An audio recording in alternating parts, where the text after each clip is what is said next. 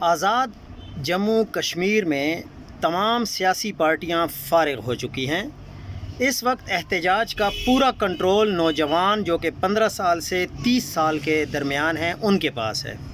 ان کے تمام مطالبات بھی جائز ہیں۔ یہ الگ بات ہے کہ پاکستان میں کوئی اپنے حق یا سچ کی بات کرے تو اس کو غدار یا ملک دشمن بنا دیا جاتا ہے۔ کشمیر اسمبلی کے 53 ممبران کا عوام سے کوئی تعلق نہیں ہے۔ ان کا مطالبہ ہے کہ 12 سیٹیں جو 4 صوبوں میں بانٹی ہوئی ہیں، جن کی وجہ سے اسٹیبلشمنٹ کنٹرول رکھتی ہے، ان کو ختم کیا جائے۔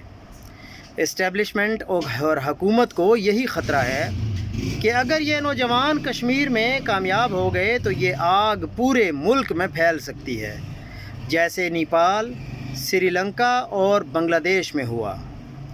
آپ دیکھیں کہ وہاں کے جو لیڈران اپنے آپ کو کہتے ہیں، وہ بیانات کس قسم کے دے رہے ہیں کہ جن کو پاکستان پسند نہیں ہے وہ پاکستان کا پاسپورٹ اور پاکستان کا آئی ڈی کارڈ جلا دے چولہے پر رکھ کر، اور وہ پاکستان چھوڑ کر چلا جائے۔ اس کا مطلب یہ ہے کہ اگر آپ اپنے حقوق مانگتے ہیں تو آپ کو ملک چھوڑ دینا چاہیے۔